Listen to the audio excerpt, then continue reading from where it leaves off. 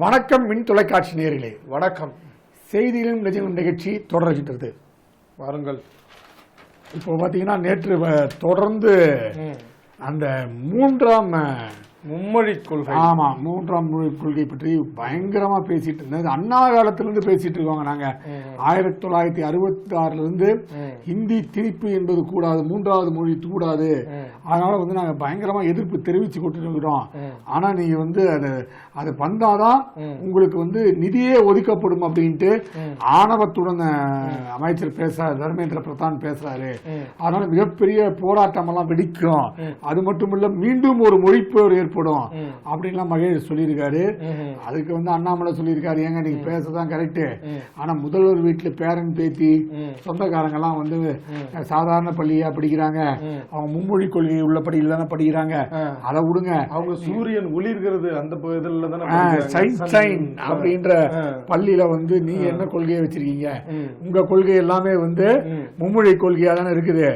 ஏழை மாணவர்கள், பள்ளி மாணவர்களுக்கு மட்டும் இந்த உங்க வீட்டு பிள்ளைங்க மட்டும் மும்மொழி கொள்கையில படிக்கிறாங்க, நீங்க நடத்துற பள்ளிக்கூடங்கள்ல 3 மொழிகள் கற்பிக்கப்படுகிறது. எங்க வீட்டு பிள்ளைகள் படிக்கிறது மட்டும் இருமொழி கொள்கையில படிக்கணுமா அப்படின்னு சொல்லி அண்ணாமலை நேத்துக்கு இது பண்ணிக்கிறாரு. நீங்க என்னன்னா இன்னமும் காலாவதியான அந்த கொள்கையை வச்சுட்டு தெரியாதீங்கப்பா, வாங்க மறுபடியும் மீண்டும் வாங்க, எல்லா மொழிகளையும் நீங்க கற்றுக்கொள்ளுங்கள் அப்படின்னு தான் நேற்றுக்கு அண்ணாமலை இது பண்றாரு. உள்ளபடியே பாத்தீங்க அப்படின்னா இந்த விவகாரங்கள் ஏன் எழுப்புது அப்படின்னு பாத்தீங்கன்னா, இந்த தேசிய கல்விக் கொள்கையில இன்னும் தமிழகம் சேரலைங்க.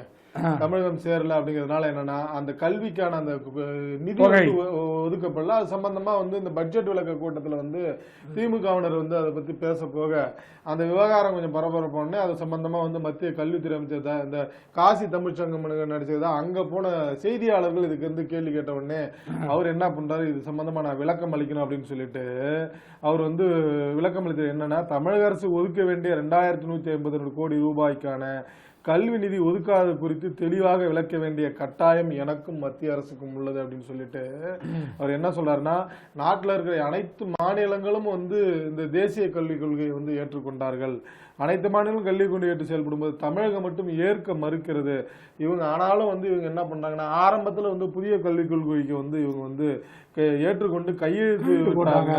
ஆனால் பின்னர் அரசியல் காரணங்களுக்காக இவங்க மறுக்கிறாங்க. இதுல முழுக்க முழுக்க இவங்க அரசியல் செய்யறாங்க. இவங்களுக்கு தமிழக கல்வி வளர்ச்சி மீது துளியும் அக்கறை இல்லை அப்படின்னு சொல்லிட்டு மும்மொழி கொள்கையை, தேசிய கல்விக் கொள்கையை பரிந்துரைக்கிறது. அதை தமிழகம் ஏற்று செயல்படுவதில் எவ்வித சிரமமும் இல்லை. தமிழ் ஆங்கிலத்தோடு அதையும் ஒண்ணு கத்துங்களேன் என்ன இருக்கு அப்படின்னு சொல்லிட்டு என்ன சொல்றாருன்னா, உங்களை சுற்றி இருக்கிற அண்டை மாநிலங்கள் எல்லாம் இருக்குது, மும்மொழி கல்விக் கொள்கை இருக்குது. ஆந்திராவில் இருக்கு, கேரளாவில் இருக்குது, கர்நாடகாவில் இருக்கு, மும்மொழி கொள்கை இருக்கு. நீங்கள் ஏன் அதுல சேர மும்மொழி கொள்கையை ஏற்றுக்கொள்ள மாட்டேறீங்க அப்படின்னு சொல்லி நேற்று கேள்வி எழுப்பியிருக்கிறாருங்க. அதெல்லாம் என்ன சொல்றாரு, நீங்க ஹிந்தின்னு மட்டும் சொல்லாதீங்க, தமிழகம் அதை ஏற்றுக்கொண்டு செயல்படுவதில் எவ்வித திறமும் இல்லை. தமிழ் ஆங்கிலத்தோட கன்னடம், மலையாளம், தெலுங்கு உள்ளிட்ட ஏதாவது ஒரு மொழியை என்னன்னா உடனே ஹிந்தின்னு மட்டும் எடுத்துக்கோங்க, உங்களுக்கு விருப்பமான ஏதாவது ஒரு மாநில மொழிகள் எடுத்துக்கொள்ளுங்கள் அப்படிதான் ஆரம்பத்துல இருந்து இவங்க சொல்லிட்டு இருக்காங்க. அதை ஒட்டிதான் அந்த பிரச்சனைகள்லாம் நேற்றுக்கு வருதுங்க. அதோட என்ன அப்படின்னு பாத்தீங்கன்னா, அதை ஒட்டிதான் முதலமைச்சர் நாங்க மாநிலங்களானதே மத்திய அரசு ஒத்திசைவு பட்டியலில் தான் கல்வி, அதற்கு மத்திய அரசு ஏகபோக எஜமானர் அல்ல, மும்மொழி கொள்கை ஏற்கும் வரை தமிழகத்துக்கு நிதி கிடையாது போன்ற இந்த மாதிரி பிளாக்மெயில் எல்லாம் தமிழர்கள் ஏற்க மாட்டாங்க. நீங்க இப்படி பண்ணீங்கன்னா தமிழர்களின் குணத்தை காட்ட வேண்டி இருக்கும் அப்படின்னு சொல்லி அவரு ஒரு புறக்கம் அறிக்கை வெளியிட, இவர் தலைக்கண வேண்டாம், தமிழகம் பொறுக்காது அப்படின்னு சொல்லி துணை முதலமைச்சர் உதயநிதி ஸ்டாலின் அவர்கள் சொல்றாங்க, மொழி இன உணர்வு வந்த பிறகுதான் தமிழர்களுக்கு அரசியலே வந்தது, எங்கள் இடுப்பில் கொள்கை என்ற வேட்டி ஏறிய பிறகுதான் தோளில் பதவி எனும் துண்டு வந்தது, நிதி உரிமையை கேட்டால் ஹிந்தியை ஏற்க வேண்டும், தமிழகத்தை மிரட்டுவதா, தமிழகத்தை சீண்டுவது தீயை தீண்டுவதற்கு சமம் அப்படின்னு சொன்னா அதெல்லாம் சரிதாங்க. நீங்க ஹிந்தி எதிர்த்தீங்க, எல்லாம் இது பண்ணீங்க. ஆனா உங்களுடைய மாநிலங்களில் உறுப்பினர்கள் இது பண்ணும்போது என்ன அவங்களை செலக்ட் பண்றது என்ன காரணம்னா, அவருக்கு ஹிந்தி தெரியும், அதனால அவர் இது பண்ணோம் அப்படின்னு சொல்லி கருணாநிதி ஆட்சி காலத்துல அவங்க எம்பிக்கள் அதிகமா வெற்றி பெற்ற போது எங்க தயாநிதி மாறனுக்கு நீங்க அமைச்சர் அவர் ஹிந்தி தெரியும், அவர் ஹிந்தி அப்படின்னு சொன்னாரு இது பண்ணீங்க. அதே மாதிரிதாங்க கனிமொழி அவங்களுக்கும் அதேதான் நீங்க விளக்கம் சொன்னீங்க. அவங்க மாநில உறுப்பினருக்கு ஏன் அவங்கள தேர்ந்தெடுக்கிறாங்க அப்படின்னு சொன்னா இதைதான் அவங்க வந்து இதா சொன்னாங்க. ஒரு வந்து பதவி பொறுப்புணர்வா வந்து அவங்களுக்கு ஹிந்தி தெரியும் அப்படின்னு சொல்லி வந்து ஒரு தகுதியா வந்து இது பண்ணாங்க அப்படின்னு பார்க்க போனா நீங்க உள்ளபடியே வந்து மத்திய அரசுல நீண்ட காலமா வந்து இருக்கீங்க. மத்திய அரசுல வந்து பதவியில வந்து நீண்ட காலமா இருக்கீங்க. ஒரு 25 ஆண்டுகளுக்கு இருந்திருக்கு. அப்பெல்லாம் வந்து நீங்க வந்து அதாவது வந்து கல்வியை வந்து மாநில பட்டியல் கொண்டு வரதுக்கு நீங்க என்ன முயற்சி எடுத்தீங்க அப்படின்னு சொல்லி சமூக வலைதளங்களில் சமூக ஆர்வலர் கேள்வி கேட்கறதையும் நம்ம பார்த்துக்கிட்டு தான் இருக்கோம். அதே நேரத்தில் பாத்தீங்கன்னா நேற்று செந்தில் பாலாஜி பயங்கரமா பொங்கிட்டாரு. எடப்பாடி பழனிசாமி ஏன் சும்மா இருக்கிறார், அவர் ஏன் அண்ணா திராவிட முன்னேற்ற கழகம் வச்சிருக்கிறார், அண்ணா வந்து எதிர்த்தார், அந்த அண்ணான்ற பேரை எடுத்துற அண்ணாதுரை பேரை வச்சுக்கிட்டு நீங்க வந்து அண்ணாதுரை இருமொழி கொள்கை ஏன் அவர் பம்பிக்கிட்டு இருக்காரு, ஏன் வாயை திறக்க மாட்டேங்கிறார் அப்படின்னு அவரும் பொங்குன்னு பொங்கணும்னு ஜெயக்குமார் கேட்டிருக்காரு. அந்த 5 கட்சி அமாவாசை 10 ரூபா பாலாஜி அவரும் சாடுன்னு சாப்பிட்டு சம்பந்தமா நாங்க வந்து ஏற்கனவே 28 அறிக்கை விட்டு அப்ப உள்ள இருந்துருக்கீங்க. நீங்க அப்ப ஜெயில இருந்தாலும் உங்களுக்கு தெரியறதுக்கு வாய்ப்பு இல்ல அப்படின்னு சொல்லி. ஆமா, அதனால வந்து நீங்க இப்படி எல்லாம் பேசிட்டு இருந்தா நீ என்ன பிடிச்ச அவருக்கு அண்ணா அப்படின்னு ஏறி ஒரே வந்து திமுக மோதல் இருக்கும்போது அப்படி சொன்னீங்கன்னா நேத்துக்கு வந்து எடப்பாடி பழனிசாமி அதுக்கு வந்து பதில் சொல்லிட்டாருங்க. என்ன சொல்றாரு அப்படின்னு பாத்தீங்கன்னா வந்து அதாவது பாஜகவை எதிர்க்கும் போது எதிர்ப்போம், அரவணைக்கும் போது அரவணைப்போம் அப்படின்ட்டாருங்க. இந்த விவகாரம்லாம் மற்ற விவகாரங்களை சேர்த்தே பேசியிருக்காரு. என்ன அப்படின்னா அந்த டப்பிங் விவகாரம்லாம் அது பண்ணி பேசிருக்காங்கல்ல. முதலமைச்சர் வந்து சனிக்கிழமை வந்து இது பண்ணியிருந்தாரு. அதுல வந்து நாங்க வந்து கூட்டணி கட்சியினர் எல்லாம் வந்து அவருக்கு சொல்லுகின்ற கருத்துக்களை எல்லாம் ஆலோசனைகளா தான் பார்ப்போம், பார்க்கறது சமூக வலைதளங்கள எங்களுக்கு வர்ற விஷயங்கள்லாம் கீழே வந்து நிறைய பேர் கருத்து தெரிவிப்பாங்க. அந்த முக்கியமான கருத்தை நான் எடுத்து இது பண்ணுவோம் அப்படின்லாம் சொல்லியிருந்தாரு. அதுல என்ன ஒரு விஷயம் சொல்லியிருந்தாருன்னா அந்த இளம்பெண்கள் எல்லாம் வந்து நான் வந்து கலா ஆய்வுக்கு போகும்போது தன்னை வந்து அப்பான்ற பேர் உள்ளபடியே வந்து ரொம்ப மகிழ்ச்சியா இருக்கு. அது எல்லாத்தையும் வந்து எடப்பாடி பழனிசாமி பேசியிருக்காரு. என்னன்னா அந்த டப்பிங் விவகாரத்துக்கு முதல்ல என்ன சொல்றாருன்னா அதாவது வந்து பாஜக குரலை அதிமுக ஒழிப்பதாக வந்து முதலமைச்சர் பேசுறாரு. நாங்கள் யாருடைய குரலையும் ஒழிக்கணும் எங்களுக்கு அவசியம் இல்லை, நாங்கள் யாரையும் சார்ந்து இல்லை, எங்களை சார்ந்து எங்களை நாடிதான் வருவாங்க அப்படின்னு சொல்லி சேர்த்து இவருக்கும் பதில் சொல்லி அப்படியே பிஜேபிக்கும் பதில் சொல்லிட்டு என்ன இது பண்றாருன்னா நாங்கள் தேர்தல் சமயத்தில் ஓட்டுகள் சிதறாமல் இருக்க கூட்டணிகள் அமைக்கிறோம், அதிமுக மக்களை நம்பியுள்ள கட்சி, திமுக கூட்டணியை நம்பியுள்ள கட்சி அப்படின்னு சொல்லிட்டு என்ன சொல்றாரு அப்படின்னு பாத்தீங்கன்னா நீங்க வந்து உங்களை வந்து பெண்கள் வந்து எல்லாம் வந்து இளம்பெண்கள் அதாவது மாணவிகள் வந்து அப்பா அழைக்கிறது வந்து எல்லாம் சொல்றீங்க, ரைட், நல்ல விஷயம்தான். ஆனால் வந்து தமிழகத்துலதான் அதிக அளவில் வந்து பாலியல் குற்றங்கள் நடைபெறுதா, போக்சோ சட்டத்துல வழக்கு நிறைய பதிவாகுது, அப்ப எங்க போனார் இந்த அப்பா அப்படின்னு அவங்க வந்து கதறாங்க, காதுல விழலையா அப்படின்னு சொல்லி வந்து நேற்றுக்கு வந்து பேசியிருக்கிறாருங்க. அதே மாதிரி பாத்தீங்கன்னா நேற்று இதே மும்மொழி கொள்கையில வந்து மகேஷ் அவர்கள் பேசும்போது அவர் சொல்றாரு பாருங்க, தமிழகத்தில் வர வேண்டிய தொகை 2151 கோடி ரூபாய் நிறுத்தி வைத்து விட்டன. அது இல்லாம அந்த பகுதி நேர ஆசிரியர் இருக்காங்க, அவங்க 12,000 பேர் இருந்து 1 லட்சம் சிறப்பு குழந்தைகளுக்கு வந்து அவங்க சிறப்பாசிரியரா இருக்காங்க. அதே வந்து கிட்டத்தட்ட 40 லட்சம் குழந்தைகள் பாதிக்கப்பட்டன அந்த தொகையில வராம. அது இல்லாம ஆர்டிஇ அதாவது வந்து தகவல் அறிவு கீழே பாத்தீங்கன்னா கிட்டத்தட்ட குழந்தைகள் 6 வயது முதல் 14 வயது வரைக்கும் கட்டாய கல்வி வழங்கப்படணுமாங்க. அந்த கட்டாய கல்வி தர வேண்டியதே 300 கோடி ரூபாய் வந்து கொடுக்காம இருக்காங்க. உள்ளபடியே வந்து உண்மையிலுமே இந்த பகுதி நேர ஆசிரியர்கள் எல்லாம் உண்மையிலுமே பாதிக்கப்பட்டிருக்காங்கிறது உண்மைதான். கிட்டத்தட்ட வந்து ஒரு 2017 அந்த காலகட்டங்களா அந்த இதுல வந்து அவங்க வந்து நியமனம் செய்யப்பட்டாங்க. நியமனம் செய்யப்பட்டதுல இருந்து அவங்களுடைய சம்பள விகிதம் வந்து வாரத்துல 2-3 நாட்கள் மட்டும்தான் அவங்களுக்கு வேலை. அப்படி இருக்கும்போது அவங்களுக்கு சம்பளமும் ரொம்ப கம்மி. அவங்கள வந்து இவங்க வந்து என்ன பண்றாங்கன்னா வந்து நிரந்தரம் பண்றோம் அப்படின்னு சொல்லி தேர்தல் அறிக்கை வெளியிட்டு இருந்தாங்க. அப்படியும் பண்ணாம ரொம்ப வந்து பகுதி நேர ஆசிரியர்கள் போராடிட்டு இருக்கின்ற சூழ்நிலையில இந்த திட்டங்கள்ல வந்து நீங்க வந்து ஏற்காம போற ஒரு விஷயமா இருந்தாலும் அவருக்கு வேண்டிய சம்பளத்தை வழங்க வேண்டும் அப்படிங்கறத நம்ம இதா இருந்தாலும் ஏன் இந்த விவகாரங்கள்லாம் வருது அப்படின்னு பாத்தீங்கன்னா நீங்க கலந்து பேசி உட்கார்ந்து காலத்திற்கு ஏற்ற கொள்கையை வந்து நீங்க ஏற்கணும் அப்படிங்கறதுதான் வந்து அவங்க கேட்டுக்கொண்டிருக்காங்க. இன்னமும் இருமொழி கொள்கை அப்படின்னு நீங்க வந்து வேண்டாம் அப்படின்னு சொல்லி வந்து பொது வெளியில சமூக ஆர்வலர் எல்லாம் கேட்டிருக்காங்க. தாய்மொழியை முதல்ல கற்றுக்கொள்ளுங்கள். அதன் பிறகு அவர்கள் விருப்பப்பட்ட மொழியை ஏதேனும் படிக்க வேண்டும். அதில் என்ன தடை வேண்டி இருக்கிறது? எத்தனை மொழிகளை வேண்டுமானால் கற்க வேண்டும். அது வந்து மாணவர்கள் கற்கும் வயது. அது இளம் வயதில் தான் வந்து வந்து அவங்க என்ன எந்த விஷயத்தையும் வந்து பசுமரத்து ஆணி போல வந்து அவங்க மனதில் பதிய வேண்டிய காலம் அது. அதனால அவங்க விருப்பப்படுறத படிக்கட்டுமே. இல்லைன்னா நீங்க வந்து ஒரு வாக்கெடுப்பு மாதிரி நினைத்துங்க, தமிழகத்துல வந்து இருமொழி கொள்கை வேணுமா, மும்மொழி கொள்கை வேணுமா அப்படின்னு சொல்லி நீங்க ஒரு வாக்கெடுப்பு வைத்துக் கொள்ளுங்களேன். மக்கள் என்ன தீர்ப்பளிக்கிறான்னு பாருங்க. அப்படி பாத்தீங்கன்னா வந்து நிச்சயம் வந்து இப்ப எல்லாமே வந்து என்ன அப்படின்னா வந்து கூடுதலா மொழி கற்க தான் வந்து அனைவரும் விருப்பப்படுறாங்க. நான் அந்த மொழி கற்கவில்லையே, இது கற்கவில்லையே அப்படின்னு சொல்லி வந்து ரொம்ப வந்து புதுவெளியில வந்து மக்கள் வேதனைப்படுறதை நம்ம பார்க்க தான் இருக்கோம். அதனாலதான் ஆண்டுக்கு ஆண்டு வந்து என்னன்னா தனியாக வந்து மொழி கற்கிறவர்கள் வந்து அதிகமாகி கொண்டிருக்கிறார்கள். அதுலயும் சொல்ல போனா வந்து அந்த ஹிந்தி பிரச்சார சபை அதுல வந்து ஆண்டுக்காண்டு நம்ம இதெல்லாம் சொன்னா உடனே நம்ம ஏதோ ஹிந்திக்கு ஆதரவுலாம் இல்லைங்க.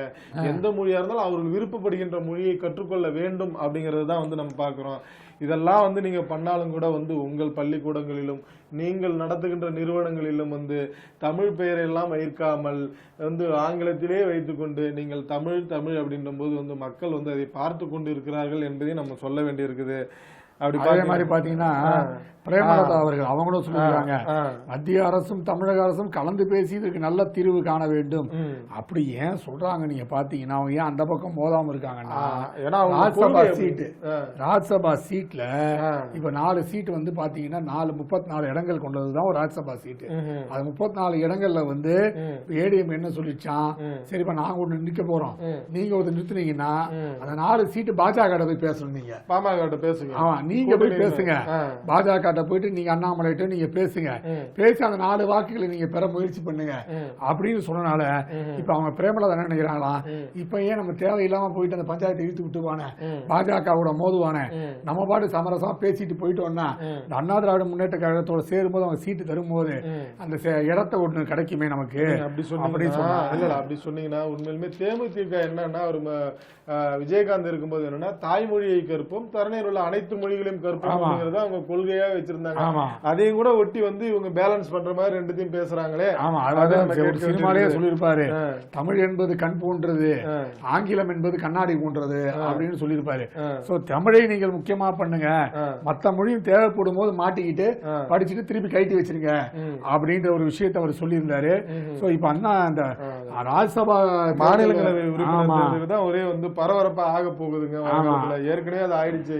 நம்ம ஏன்னா வந்து ஆழ்வார்பேட்டை ஆண்டவர் வந்து போய் இவங்க பார்க்க அந்த தேர்தல் ஜுரம் வந்து அதே நேரத்தில் நீங்க பாத்தீங்கன்னா இன்னொரு விஷயம் என்ன பாத்தீங்கன்னா, இப்ப காங்கிரஸ் சீட்டு கேக்குதான், எங்களுக்கு ஒரு சீட்டு கொடுங்க ராஜ்யசபாக்கு அப்படின்ட்டாங்க. காங்கிரஸ் மட்டும் இல்லைங்க, இப்ப வந்து மதிமுக தலைவர் இருக்காரு இல்லைங்க, அவர் வந்து பொதுச் செயலாளரா வைகோ அவர்கள் வந்து அவர்களுடைய மாநிலங்களவை உறுப்பினர் பதவி காலம் முடிவடையுதுங்க. ஆனா அவங்க வந்து ஒப்பந்தம் போலாம் அவரும் அந்த அந்த பதவி வந்து மாநிலங்களவை உறுப்பினர் பதவியை விரும்புவதாக ஒரு தகவல் வந்துகிட்டு இருக்குதுங்க. ஆமா, இதெல்லாம் வந்து ஒரே மாதிரி வந்து அப்படியே பரபரப்பா போயிட்டு இருக்க நேரத்துல என்ன அப்படின்னு பாத்தீங்கன்னா இதெல்லாம் ஏன் ஆகுதுன்னா, வரும் ஜூலை மாதத்தோட வந்து அந்த மாநிலங்களவை உறுப்பினர் இப்ப வந்து இங்க இருந்து 2019 தேர்வு செய்யப்பட்டாங்கல்ல, அவங்களுடைய பதவி காலம் எல்லாம் முடிய வருதுங்க. அதுல பாத்தீங்கன்னா வந்து பாமக தலைவர் அன்புமணி ராமதாஸ், அதிமுக சந்திரசேகரன், அப்புறம் வந்து திமுகவில இருந்து தேர்ந்தெடுக்கப்பட்ட சண்முகம், முகமது அப்துல்லா, வில்சன், அதுலதான் வந்து மதிமுக பொதுச் செயலாளர் வைகோவும் வராருங்க, திருச்சி சிவா. அதெல்லாம் வந்து வரும்போது வந்து இந்த இதுக்கான போட்டிகள் வந்து இப்ப தேர்வு செய்ய போறாங்க. இது வந்து அதை ஒட்டி தான் இந்த விவகாரங்கள் வருது. இதுல என்ன அப்படின்னா, அந்த மாநிலங்களவை தேர்தலோட புதிய கூட்டணிக்கு அச்சாரம் வகுத்துருமோ அப்படிங்கிற மாதிரி பார்க்க வேண்டியிருக்குது. ஏன் அப்படின்னு சொன்னா, நீங்க சொன்ன மாதிரியே வந்து நாங்க வந்து எங்களுக்கு ஒரு எடுத்துக்கிறோம், அதிமுக வந்து சொன்னாங்க அப்படின்னா தேமுதிக விட்டு சொல்லி வந்து நீங்க பிஜேபி கிட்ட பேசுங்க அப்படின்னா, ஒருவேளை அதிமுகவை பிஜேபிக்கு வந்து கூட்டணிக்கு வழி அப்படின்னா அது நடக்குமோ நடக்காது அப்படிங்கிற பட்சத்துல பார்த்தோம்னா உள்ளபடி வந்து பாமகவிட்டையும் நீங்க பேசுங்க அப்படின்றாங்க. அதனால வந்து இது ஒரு மாதிரியான புது கூட்டணிக்கு வழிவகுக்கும் அப்படின்ற மாதிரி இருக்காங்க. இங்க ஒரு புது கூட்டணி வழிவகுக்கும்னா அங்க திமுக கூட்டணியில வந்து கூட்டணிக்கு வந்து வேட்டு வைக்குமா அப்படிங்கிற மாதிரி வந்து வருது. ஏன் அப்படின்னு கேட்டா, நீங்க சொன்ன மாதிரி காங்கிரஸ் ஒரு பக்கம் கூறுறாங்க, வந்து மதிமுக ஒரு பக்கம் கூறுறாங்க, அந்த ரெண்டாவது வந்து இருக்கிற நம்ம கட்சியில, அதாவது திமுக கட்சியில இருக்கிறவங்களுக்கே வந்து என்னன்னா அவங்களுக்கு பிரிச்சு கொடுக்கறதுலே பல போட்டிகள் இருக்குது அப்படிங்கிறதுனால வந்து இது வந்து மாநிலங்களவை உறுப்பினர் இதுவோ இல்லையோ, ஆனா கூட்டணியில குழப்பம் உண்டு பண்றதுக்கான வழியை செஞ்சிருமோ அப்படிங்கிற மாதிரி நம்ம பார்க்க வேண்டி இருக்குதுங்க. ஆமா, அதே மாதிரி பாத்தீங்கன்னா நேற்று வந்து ஆன்மீகத்தை அரசியலாக்க கூடாது அப்படின்னு யார் சொல்லியிருக்காங்கன்னா சேகர் பாபு அவர் சொல்லியிருக்காரு. அண்ணாமலை போன்றவர் கையில் வேலை பிடித்து நடந்து வந்தாலும், ஓடி வந்தாலும், உருண்டு வந்தாலும், போலியாக காவடி சுமந்து சென்றாலும் முருகன் பக்தர்கள் நிச்சயமாக தமிழக முதல்வரின் கரத்தை தான் பலப்படுத்துவார்கள் அப்படின்னு இப்ப வந்து அவருக்கு பயமே என்னன்னா, திருப்பரங்குன்றம் கூட்டம் கூடிச்சு பாருங்க, அதுல இருந்து அவருக்கு பயம். எங்கடா வந்து திடீர்னு கூட்டம் அந்த பக்கம் போயிடுமா, நம்ம முருகர் மாநாடு நடத்திருக்கோமே, திடீர்னு கூட்டம் அந்த பக்கம் போயிடுமா, திடீர்னு ஒரே நாள்ல வந்து எந்த விதமான விளம்பரம் எதுவுமே இல்லாம வெறும் சோசியல் மீடியா மூலமா இவ்வளவு கூட்டம் கூடிடுச்சு, அதனால நம்ம என்ன பண்ணுவோம், என்ன பண்றதுன்னு தெரியாம, அது வந்து கிடையாதுங்க. அதெல்லாம் வந்து இந்து இயக்கங்களே கிடையாதுங்க, எல்லாம் பிஜேபி தான் சேர்ந்தவங்க அப்படின்னு அப்ப சொன்னவரு.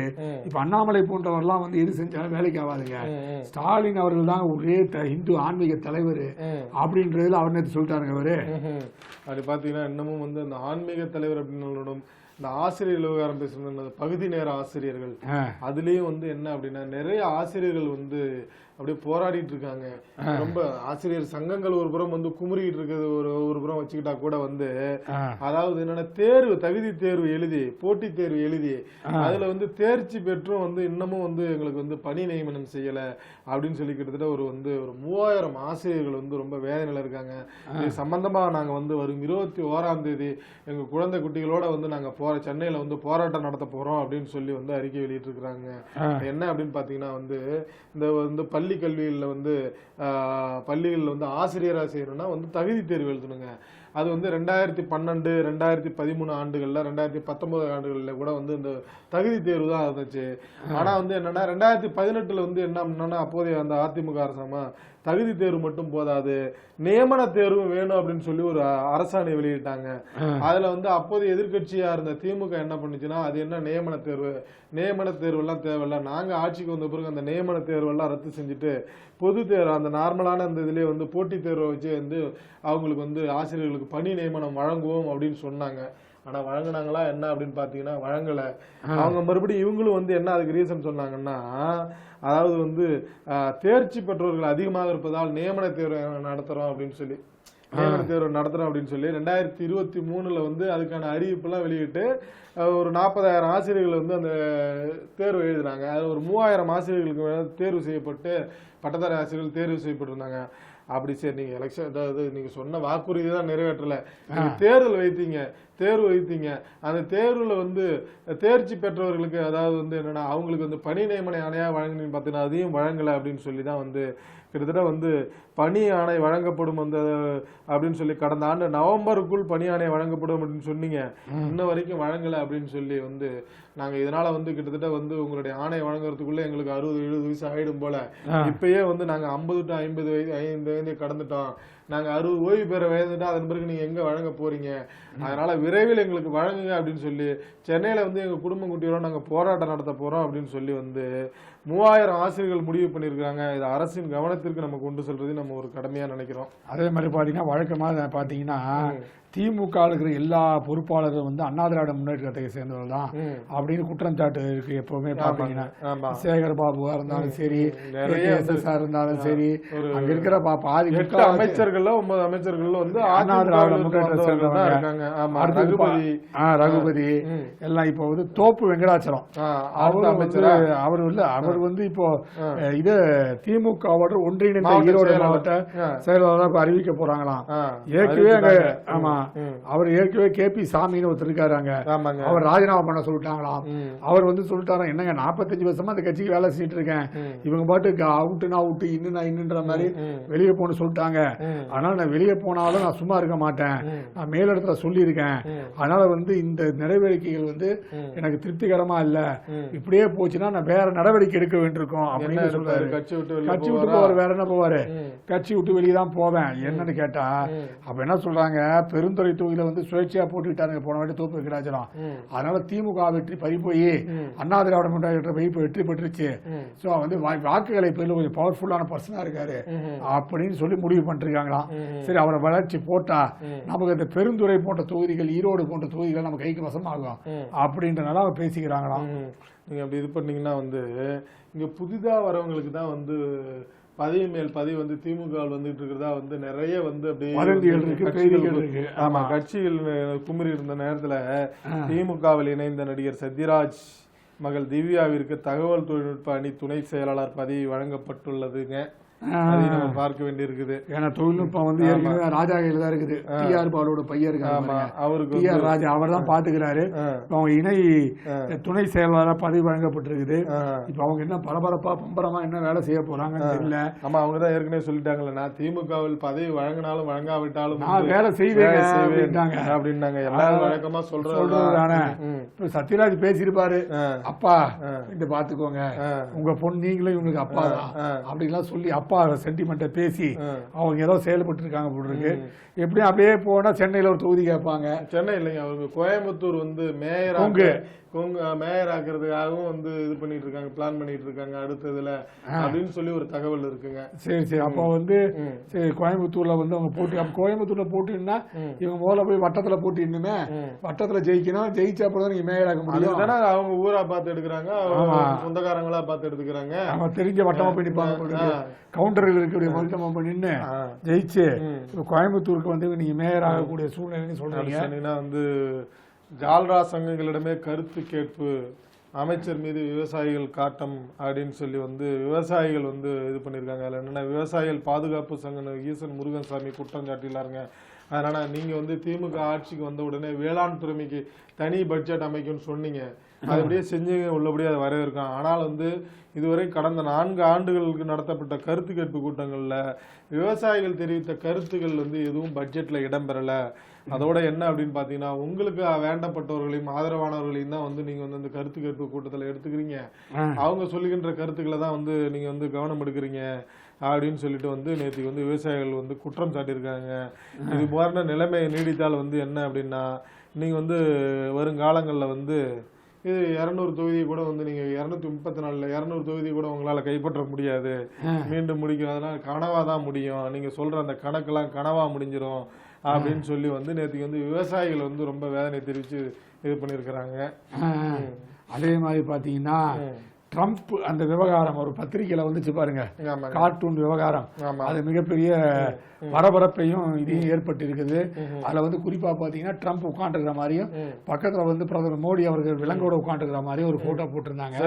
அதுக்கு வந்து ஒரே பரபரப்பாகி அது வந்து மத்திய அளவுல போய் அந்த இணையதளம் முடக்கப்பட்டது அப்படின்னு சொல்லலாம் வந்து நிறைய மத்திய அரசின் சார்பில் எதுவுமே. ஆனா வந்து உள்ளபடியே வந்து பாஜக தலைவர் அண்ணாமலை வந்து அந்த இதை வந்து ஏன் வந்து சட்ட நடவடிக்கை எடுக்கக்கூடாது அப்படின்னு வந்து கேள்வி எழுப்பியிருந்தது உண்மை, அதை விட்டு அவர் அனுப்பிச்சிருந்தது உண்மை. ஆனால் வந்து இணையதளம் முடக்கப்பட்ட உடனே வந்து மத்திய அரசு தான் அதை முடக்கிருச்சு அப்படின்னு சொன்னா அவங்க தரப்புல இருந்தே அந்த சம்பந்தப்பட்ட நிறுவனம் தரப்புல இருந்தே இல்ல மத்திய அரசு இருந்து அந்த மாதிரி முடக்கம் இல்லை, ஆனாலும் அவங்க தரப்புல இருந்து எந்த அதிகாரப்பூர்வ தகவலும் இல்லை, எங்களுக்கு எதுவும் வரவில்லை அப்படின்னு சொல்லி அந்த விளக்கம் அளித்திருந்தாலும் இதை ஒட்டி நேத்திக்கு ஒரே இதுங்க, கருத்து சுதந்திரம் எது அப்படின்னு சொல்லி எதுங்க கருத்து சுதந்திரம் அப்படிங்கறத நம்ம கேள்வி கேட்கறது. நீங்க கருத்து சுதந்திரம் பேர்ல கருத்து தந்திரமால இருக்கீங்க. ஒரு நாட்டின் பிரதமர் அவரை வந்து நீங்க இந்த மாதிரி வந்து நீங்கள் வந்து கார்ட்டூன் வரைங்க, கருத்து சுதந்திரமா இருங்க, எல்லாம் தவறில்லை, யாரையும் இழிவுபடுத்த கூடாது அப்படிங்கறதா நம்ம கேள்வியா இருக்குது.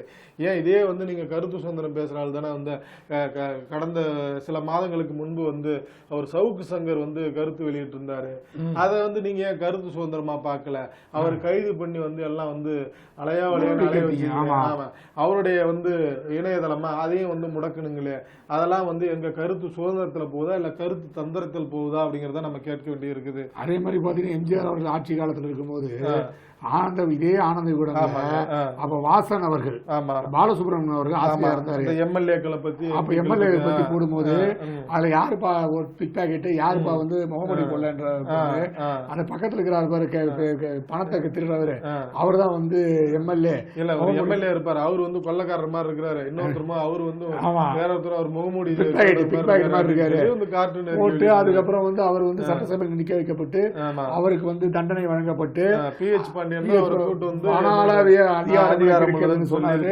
அவர் நடவடிக்கை எடுக்கப்பட்டு திருப்பி அவர் அதை பொறுத்து வழக்குல போட்டு அவருக்கு வந்து 10,000 ரூபாய் 10,000 ரூபாய் 2,500 ரூபாய் நோட்டுகளா வந்து இது பண்ணா அதை ஃப்ரேம் பண்ணி செக்கை வந்து ஃப்ரேம் பண்ணி வச்சிருந்தாரு. இது வரைக்கும் அந்த செக் இன்னும் ஃப்ரேம் பண்ணி தான் இருக்கு அப்படின்னு சொல்ல பெருமையா வந்து இன்னமும் வைத்திருக்கிறதையும் வந்து நம்ம பாருங்க அப்படின்னு. ஆமா, அதனால நீங்க பலரையும் வந்து இது மாதிரி இழிவா போடுறீங்க. பலரும் வந்து நேற்று சொல்லும் போது என்ன சொல்றாங்கன்னா, சார் நீங்க வந்து கட்சி பாஜக உங்களுக்கு பிடிக்காம இருக்கலாம், ஆனதை ஏன்னா பல்வேறு தரப்பினரும் அந்தந்த கட்சிக்கு ஆதரவாளர் இருப்பாங்க, பலரும் எதிர்பார்ப்பாங்க, அது வேற விஷயம். ஆனால் பிரதமர் என்பது நாட்டுக்கு பொதுவானவர்.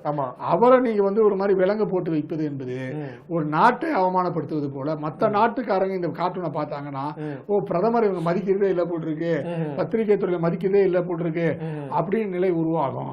ஆனா அதை நீங்க போட்டது தண்டனத்துக்குரிய விஷயம் அப்படின்னு பாரதிய ஜனதா கட்சிக்கு தான் இவங்க என்ன சொல்றாங்க அப்படின்னா, நீங்க இதுக்கு மட்டும் பொங்குறீங்களே, ஏன் அங்க இருந்து இந்தியர்கள் வந்து நாடு கடத்தப்பட்டு கொண்டு வந்தாங்கல்ல, கால்களில் விலங்கு கட்டி வந்தாங்க, அப்ப ஏன் நீங்க இதை பொங்கல அப்படின்னு சொல்லி வந்து கேட்டா என்ன சொல்றாங்க அப்படின்னா, அதாவது என்னன்னா அவங்க இந்தியர்களா இருந்தாலும் அவங்களுக்கு தவறு செஞ்சுதான் போனாங்க. என்னன்னா ஒரு நாட்டுக்கு சட்டவிரோதமா குடியேறக்கூடாது அப்படின்னு சொல்லி வந்து அந்த நாட்டு சட்ட விதிப்படி வந்து அந்த நாடு சட்ட திட்ட விதிகளுக்கு நீங்க உட்பட்டு நடக்கல அப்படின்னா அவங்க கை செய்வோம், அவங்க என்ன நடைமுறையோ அதை தான் பின்பற்றுவாங்க, அவங்க நாடு கடத்தும்போது என்ன நடைமுறையோ அதை தான் பின்பற்றுவாங்க அப்படின்னு வந்து பொது வெளியில பேசுறதையும் நம்ம வந்து பதிவு பண்ண வேண்டி இருக்குதுங்க.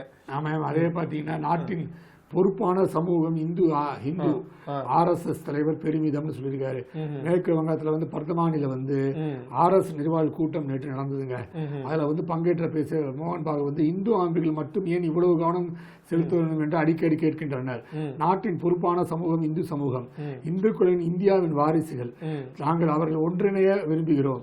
இந்தியாவிற்கு என்று ஒரு இயல்பு உண்டு, இந்துக்களின் உலகில் பன்முகத்தன்மை ஏற்றுக்கொண்டு வாழ்கின்றனர். நம் நாட்டில் பேரரசர் மகாராஜாக்களையும் யாரும் நினைப்பது கொள்வதில்லை, மாறாக தன் தந்தையின் வாக்குறுதியை நிறைவேற்ற 14 ஆண்டு காலம் வனவாசம் சொன்னவர் மன்னர் ராமர் என்று அவர் ராமர் சொல்றார். நினைவு கூறுகின்றனர் சகோதரின் காலணிகளை அணிநிலை வைத்து ஆட்சி செய்த பின் அவர் திரும்பியும் ராஜ்யத்தை ஒப்படைத்தவரை நினைவில் வைத்துக்கலாம். இந்த பண்புகள் நம்ம நாட்டை வலியுறுத்துகின்றனதும் விஷயங்கள் நாங்கள் செய்ய மாட்டோம், அதாவது வந்து புண்படுத்தும் விஷயங்கள் செய்ய மாட்டோம். பல்வேறு பிரச்சனைகள் சவால் நடுவே ஆட்சியாளர்கள் நிர்வாகிகள் தங்கள் வேலையை செய்து வருகின்றனர். பிஜேபிக்கு ஆதரவா சொல்றாரு இப்போ. ஏன்னா ஏற்கனவே சொன்னாங்க பிஜேபிக்கு எதிர்ப்பு அவர் பேசிட்டு இருக்காருங்க அப்படின்னு சொல்லும் போது, இல்லைங்க இது வந்து நான் பிஜேபிக்கு ஆதரவா தான் பேசுறோம், நாட்டுக்கு வந்து இந்துக்கள் தான் பெரும்பாலும் செயல்படுறாங்க அப்படிங்கிற விஷயத்தை அவர் முன்வைத்திருக்கிறார்.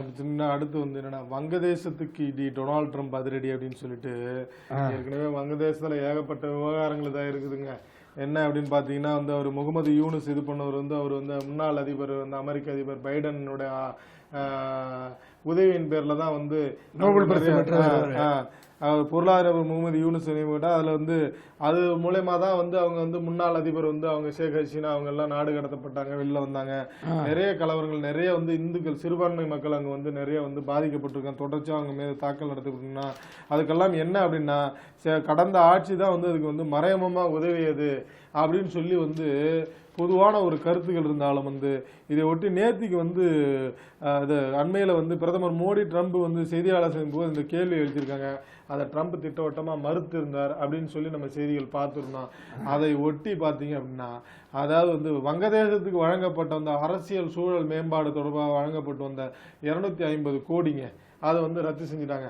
வெறும் வங்கதேசத்துக்கு மட்டும் இல்லை, இந்தியாவிற்கும் வந்து இது பண்ணியிருக்காங்க. என்ன அப்படின்னா இந்தியாவுக்கு தான் வந்து என்னென்ன நகைச்சுவையாக இருக்குது, அதாவது இந்தியாவில் ஓட்டு சதவீதம் அதிகரிப்பதற்காக வழங்கப்பட்ட வந்து நிதி உதவி நிறுத்தப்பட்டிருக்கு 150. நீங்க என்ன நமக்கு வந்து நிதி ஓட்டு சதவீதம் இது பண்றதுக்கு அப்படின்னு பார்த்தா அதுதான் வந்து இந்தியாவில் ஓட்டு சதவீதத்தை அதிகரிப்பதற்கு 180 கோடி ரூபாய் உட்பட பல நாடுகளுக்கு வழங்கப்படும் 4212 கோடி ரூபாய் நிதி உதவிகளை நிறுத்துவதாக அமெரிக்கா அறிவித்துள்ளது அப்படின்னு சொல்லி வந்து இன்னைக்கு செய்தியாளர் உடனே பாஜக தரப்புல இருந்து இந்திய தேர்தலில் உங்களுக்கு என்னங்க வேலை அப்படின்னு சொல்லி வந்து தொழில்நுட்ப பிரிவு தலைவர் அமித் மால்வியா கேள்வி எழுப்பிட்டாருங்க. அதில் என்னன்னா இந்தியாவில் ஓட்டு சதவீதத்தை அதிகரிப்பதற்கு அமெரிக்கா அவர் எதற்கு நிதி அளிக்க வேண்டும், இதனால் யாருக்கு என்ன பயன், நிச்சயம் ஆளுங்கட்சிக்கு அல்ல. இந்தியா ஜனநாயகத்தில் வெளிநாடுகள் திட்டமிட்டு ஊடுருவது நடந்து வருகிறது அப்படின்னு சொல்லிட்டு காங்கிரஸ் மற்றும் அதன் முன்னாள் தலைவர் சோனியா குடும்பத்திற்கு நெருக்கமான தொழிலதிபர் ஜார்ஜ் சோரஸ் அவர்கள் வழியாக தான் இந்த பணம் வந்திருக்க வேண்டும்.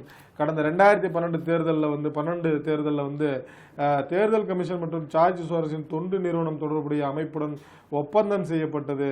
தற்போது நம் தேர்தல் கமிஷன் நம்பகத்தன்மை குறித்து கேள்வி எழுப்பும் காங்கிரஸ் கட்சி இதை செய்தது அப்படின்னு சொல்லி, உங்க பணம் எங்களுக்கு தேவையில்லை, நீங்க என்ன இந்தியாவில் வாக்கு சதவீதம் அதிகரித்துக்கு பணம் கொடுக்கறது அதெல்லாம் தேவையே கிடையாது அப்படின்ற மாதிரி அவர் வந்து அறிக்கை வெளியிட்டு இருக்கிறாருங்க.